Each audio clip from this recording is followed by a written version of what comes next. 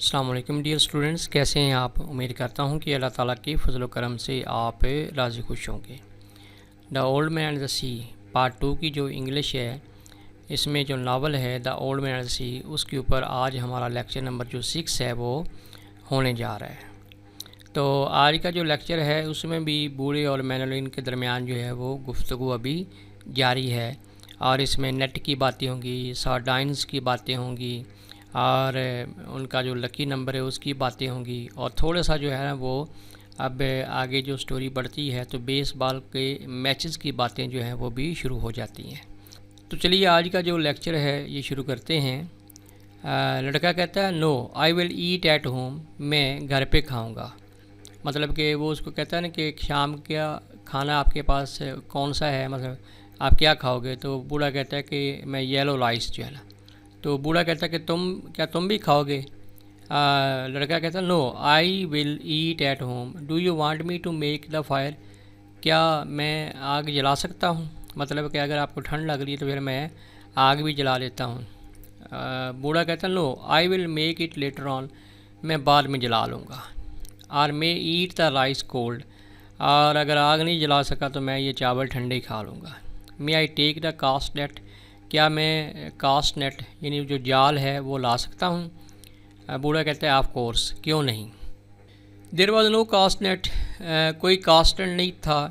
And the boy remembered when they had sold it, कि उन्होंने तो ये बेच दिया था।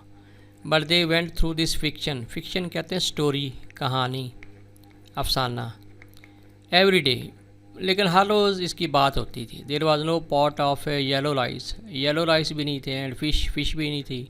And the boy knew this too, लड़के को इसका इल्म था। 85 is a lucky number, the old man said, बूढ़े ने कहा जो 85 है वो मेरा लकी नंबर है।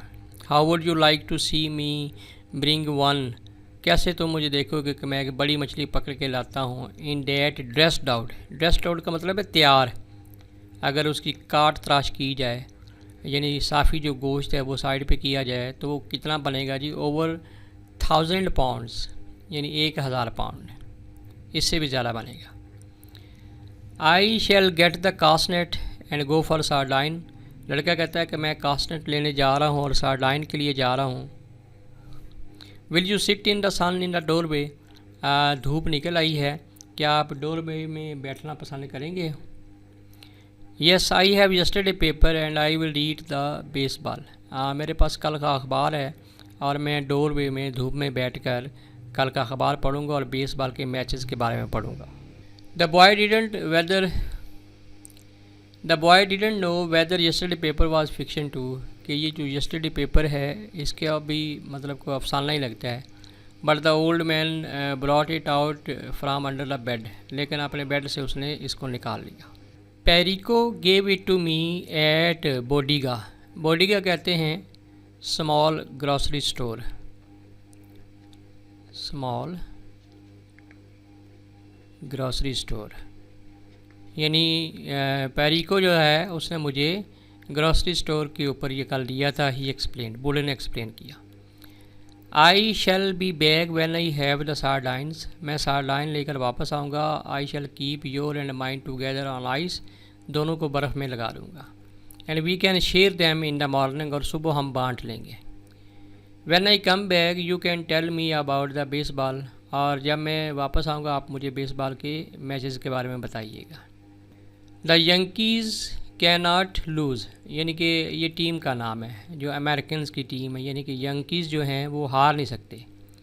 लड़का कहता है but I fear the Indians of Cleveland, मैं क्लीवलैंड के जो इंडियंस हैं उनसे खौफज़दा हूँ। तो बूढ़ा कहता है फेथ इन द यंकीज़ माई सन, बेटा जो यंकीज़ हैं उन पर यकीन रखो।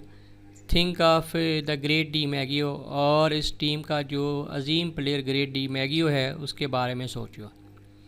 लड़का कहता है I fear both the Tigers of Detroit and the Indians of Cleveland, यानी मैं टाइगर्स ऑफ डेट्रिट और इंडियन क्लीवलैंड जो है उनसे खौफज़दा हूँ।